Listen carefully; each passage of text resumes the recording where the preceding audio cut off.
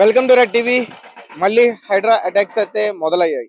So recent గా నిన్న అయ్యప్ప సొసైటీలో, మాదాపూర్ దగ్గరలో ఉన్న అయ్యప్ప సొసైటీలో రోడ్డు పక్కనే ఉన్న ఒక అక్రమ నిర్మాణాలని హైడ్రా అటాక్ చేసింది.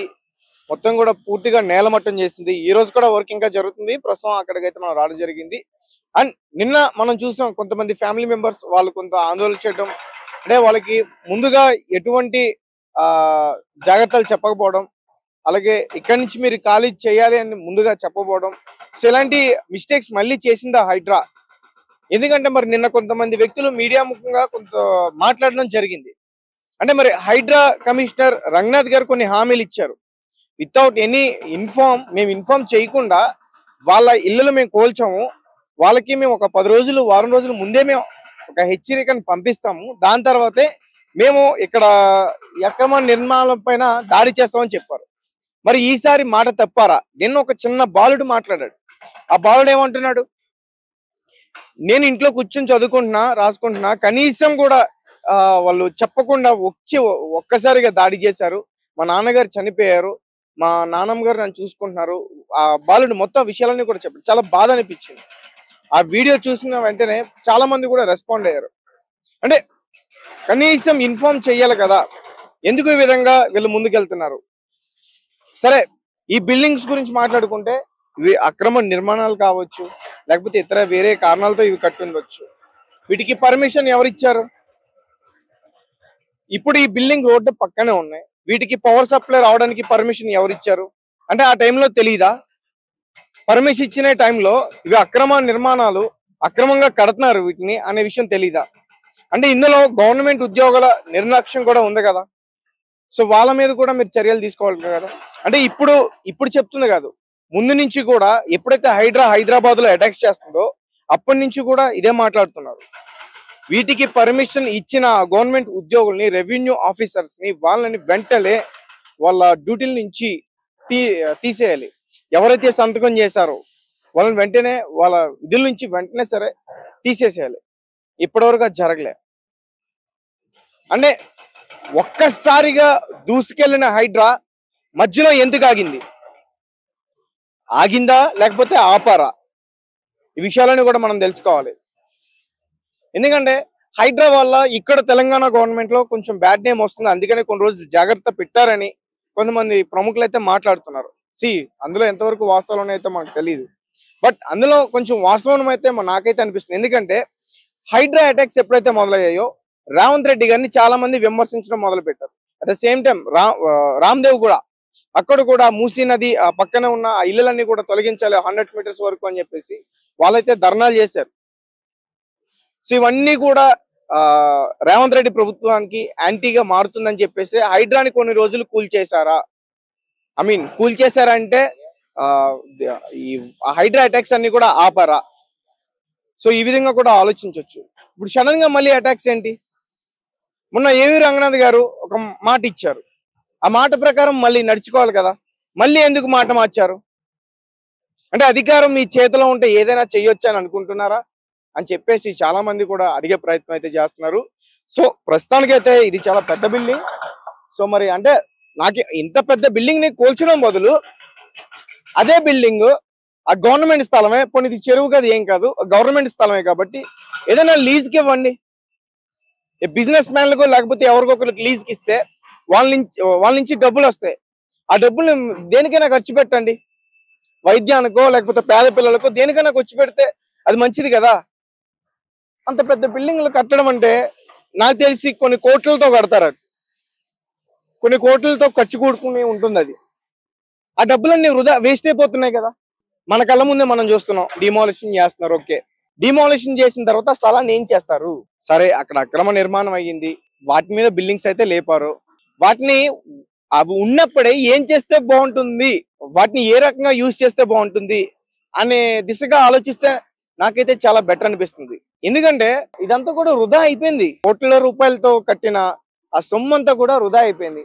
మళ్ళీ హైదరాబాద్కి ఇలా కూల్చడానికి మళ్ళీ కొన్ని లక్షలు ఖర్చు అయింది. ఇంత మనీ అంతా వేస్ట్ కదా. అంటే నేనేం చెప్పదలుచుకున్నానంటే, ఈ ఉన్న బిల్డింగ్స్ ని కోల్చకుండా వాటిని మీరు అదుపులోకి తీసుకుని ఎవరికైనా వ్యాపారస్తులకి లేకపోతే చిరు వ్యాపారస్తులకైనా ఎవరికైనా సరే లీజుకి ఇస్తే సంవత్సరానికి ఎంత అని చెప్పి లీజుకి ఇస్తే అది బెటర్. సరే ఇప్పుడు ఎవరైతే వాళ్ళు ఉంటున్నారో ఇంట్లో వాళ్ళకి రెంట్కి ఇచ్చుకుంటే అది బెటర్. అంతేగాని కూల్చేయడం ఏంటి? ఇప్పటి వరకు కట్టుకున్నారు, కొన్ని కోట్ల రూపాయలతో కట్టారు. వాళ్ళని అదుపులోకి తీసుకుని వాళ్ళని అరెస్ట్ చేయాలి. కూల్చేసి స్థలం స్వాధీనం చేసుకోవడం కాదు, వాళ్ళని అదుపులోకి తీసుకుని దాన్ని స్వాధీనం చేసుకుని దాని తర్వాత దాన్ని పేదలకు ఉపయోగపడడము, లేకపోతే ఏదైనా వైద్య శిబిరానికి ఉపయోగపడడము, ఒక లైబ్రరీ అనో లేకపోతే ఏదో ఒకటి గవర్నమెంట్ నుంచి ఏదో ఒకటి ప్రజలకు అందుబాటులో ఉండేటట్టు ఏదో ఒకటి పెట్టుకుంటే మంచిదని నాకు అనిపిస్తుంది. సో ఇది హైడ్రా పరిస్థితి. అలాగే అంటే మళ్ళీ కొన్ని హామీలు అయితే ఇచ్చారంట, ఒకసారి అవి కూడా నేను చెప్పే ప్రయత్నం చేస్తాను.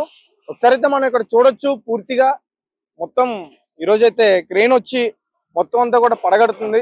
అంటే ఇదంతా కూడా కొన్ని కోట్ల రూపాయలతో నిర్మించబడింది. మరి అప్పుడు ఈ గవర్నమెంట్ ఉద్యోగస్తులు మరి ఎంత లంచాలు తీసుకుని వీటికి సంతకాలు పెట్టారని అయితే మాత్రం తెలియట్లేదు. సో అలాగే Hyderabad disaster response and asset protection agency Hydraa తన వీకెండ్ ఆపరేషన్లను పునఃప్రారంభించింది. మాదాపూర్ లోని అయ్యప్ప సొసైటీలో ఉన్న 684 చదరపు గజాల ప్రభుత్వ స్థలంలో హైకోర్టు ఆదేశాలను సైతం ధిక్కరించి అక్రమంగా నిర్మిస్తున్న 5 అంతస్తుల భవనాన్ని హైడ్రా అధికారులు ఆదివారం కూల్చేశారు. హైడ్రా కమిషనర్ ఏవి రంగనాథ్ శనివారం అక్కడ పర్యటించి పూర్వపరాలు తెలుసుకున్నారు. హైడ్రా ఏర్పాటైన తొలి నెలలో దాదాపు ప్రతి వీకెండ్ లోనూ ఒక ఆక్రమ నిర్మాణ కూల్చివేత ఉండేది. అలాగే శేర్లింగంపల్లి మండలం ఖానామేట్ పరిధిలోని అయ్యప్ప సొసైటీలో అనేక అక్రమ నిర్మాణాలు అయితే ఉన్నాయి. 100 ఫీట్ల రోడ్లో 684 చదరపు గజాల ప్రభుత్వ భూమిలో ఎలాంటి అనుమతులు తీసుకోకుండా 5 అంతస్తుల్లో ఓ భవనాన్ని నిర్మిస్తున్నారు. అంటే ఎటువంటి అనుమతులు తీసుకోకుండా వాళ్ళు నిర్మిస్తుంటే మరి గవర్నమెంట్ కి సంబంధించిన అధికారులు నిద్రపోతున్నారా? విద్యుత్తుకు సంబంధించిన అధికారులు నిద్రపోతున్నారా? వాళ్ళకి తెలీదా? ఇక్కడ క్లియర్ గా అర్థం అవుతుంది కదా. అంటే వాళ్ళు నిద్రపోబట్టే వీళ్ళ ఆక్రమణాలు సాగుతున్నాయి. అంటే ఇక్కడ మార్చేసింది ఈ బిల్డింగ్స్ కొలగొట్టడం ఇది కాదు. ఈ ప్రభుత్వ అధికారులను వెంటనే సస్పెండ్ చేయాలి, వాళ్ళ మీద చర్యలు తీసుకోవాలి. మనం ఫస్ట్ నుంచి కూడా దీని గురించే మాట్లాడుతున్నాం. గతేడాది ఫిబ్రవరి 14న షాకేజ్ నోటీసులు, 26న స్పీకింగ్ ఉత్తర్వులు ఇచ్చింది. వీటిని భవన యజమాని హైకోర్టు సవాల్ చేశారు. ప్రభుత్వ వాదనతో ఏకీభవించిన న్యాయస్థానం అది అక్రమ నిర్మాణాన్ని తేల్చి కూల్చివేయాలని గత ఏడాది ఏప్రిల్ 19న ఆదేశాలు జారీ చేసింది. జిహెచ్ఎంసీ అధికారులు గత ఏడాది జూన్ 13న ఆ భవనం స్లాబ్ కు అనేక చోట్ల పెద్ద రంధ్రాలు చేసి విడిచిపెట్టారు. వాటిని పూర్తి చేసిన యజమానికి నిర్మాణం కొనసాగిస్తున్నాడని, కొన్నాళ్ల క్రితం దీనిపై కోర్టు ధిక్కరణ పిటిషన్ దాఖలైందని, ఇటీవల సదన అక్రమ నిర్మాణంపై హైడ్రాకు ఫిర్యాదు చేశారు. క్షేత్రస్థాయిలో పర్యటించిన ఏవి రంగనాథ్ భవనాన్ని కూల్చేయాలని నిర్ణయం తీసుకున్నారు. ఆదివారం ఉదయం ఆ భవనం వద్దకు చేరుకున్న బాహుబలి క్రేన్ తో వర్క్ అయితే మొదలుపెట్టింది. రాత్రి 8 గంటల వరకు కూల్చివేతలు కొనసాగించారు. అక్కడ ప్రభుత్వాలు హైడ్రా అధికారులు భారీ బందోబస్తు ఏర్పాటు చేశారు. భవనం ప్రధాన పక్కదారి ఉండడంతో విద్యుత్ సరఫరా ఆపేయడంతో పాటు ట్రాఫిక్ ఇబ్బంది లేకుండా జాగ్రత్తలు తీసుకున్నారు. ఆ ప్రాంతంలో రోడ్డును ఆక్రమించి నిర్మించిన కట్టడాలన్నింటినీ కూల్చేస్తామని హైడ్రా అధికారులు తెలిపారు. సో వీటికి అనుమతి ఇచ్చిన అధికారులపై మరి ఇప్పటి వరకు చర్యలు తీసుకున్నారా లేదని చెప్పేసి చాలా మంది ఆరాధిస్తున్నారు. అంటే కోర్టుకెళ్ళి ఒకరిపైన ఒకరు సవాల్ చేసుకోవడం కాదు.